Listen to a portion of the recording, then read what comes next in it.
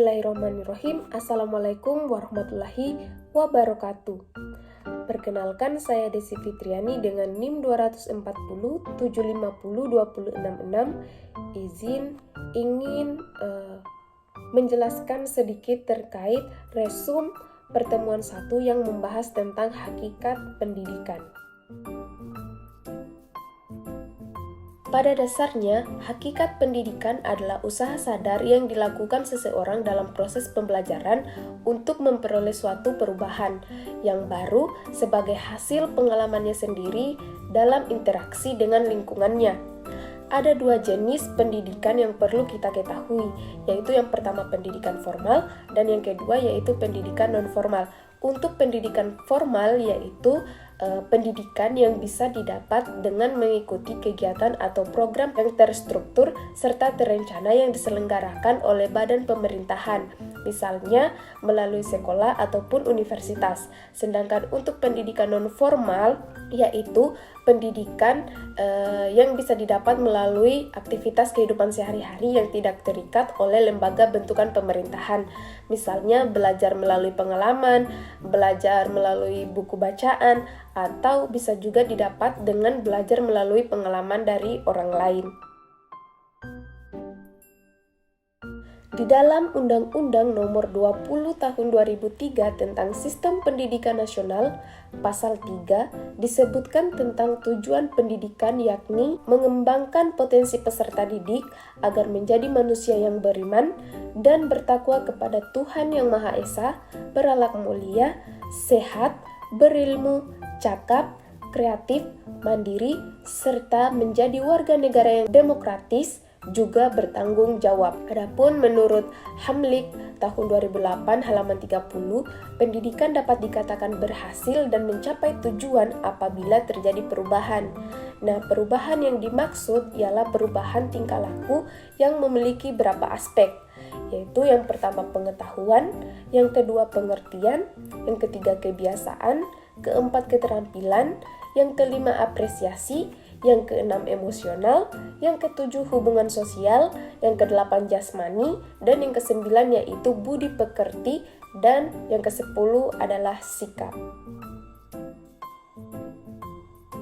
Menurut pendapat Horton dan Hunt, lembaga pendidikan ini berkaitan dengan fungsi yang nyata atau manifest, yaitu pertama, lembaga pendidikan mempersiapkan anggota masyarakat untuk mencari nafkah. Yang kedua, lembaga pendidikan mengembangkan bakat perseorangan demi kepuasan pribadi dan bagi kepentingan masyarakat. Yang keempat, lembaga pendidikan melestarikan kebudayaan dengan menanamkan keterampilan yang perlu bagi partisipasi dalam demokrasi. Adapun menurut David Popenoe ada 4 macam fungsi pendidikan, yaitu yang pertama, pendidikan berfungsi sebagai transmisi atau pemindahan kebudayaan. Yang kedua, pendidikan berfungsi untuk memilih dan mengajarkan peranan sosial. Yang ketiga, pendidikan berfungsi untuk menjamin integritas sosial. Dan yang keempat, pendidikan berfungsi sebagai sekolah yang mengajarkan corak kepribadian.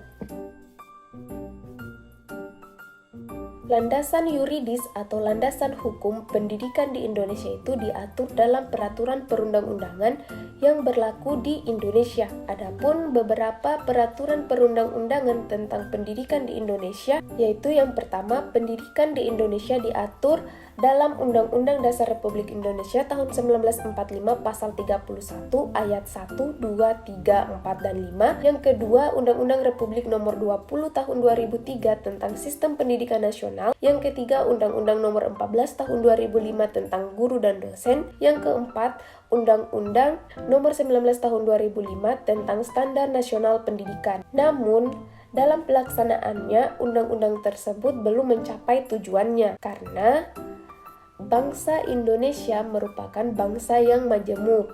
Hal ini tentu tidak mudah untuk mencapai semua tujuan dengan singkat dan cepat. Adapun tercapainya tujuan pendidikan membutuhkan dukungan positif dari segala aspek masyarakat, penyelenggara pendidikan, dan pemerintah. Oleh karena itu, penyelenggaraan pendidikan yang baik adalah pendidikan yang sesuai dengan landasan pendidikan. Pelaksanaan pendidikan yang berlandaskan hukum akan menjadikan penyelenggaraan pendidikan ini menjadi terarah, teratur, dan sesuai dengan akar kebudayaan nasional. Landasan filosofis pendidikan adalah seperangkat asumsi yang bersumber dari filsafat yang dijadikan sebagai titik tolak dalam pendidikan. Landasan filosofis pendidikan di Indonesia adalah Pancasila. Filsafat pendidikan perlu diwujudkan agar ilmu pendidikan bercorak Indonesia mudah dibentuk. Peran dan pengembangan sila-sila Pancasila pada peserta didik hakikatnya merupakan pengembangan afeksi landasan filsafat pendidikan. Selain itu, juga terdapat berbagai aliran dalam filsafat pendidikan di Indonesia, yaitu landasan filosofis pendidikan idealisme, landasan filosofis pendidikan realisme, landasan filosofis pendidikan pragmatisme, dan sebagainya. Sekian penjelasan dari saya terkait resum pertemuan pertama yang membahas tentang hakikat pendidikan. Lebih dan kurangnya mohon dimaafkan. Akhir kata saya ucapkan wabillahi taufiq walhidayah. Wassalamualaikum warahmatullahi wabarakatuh.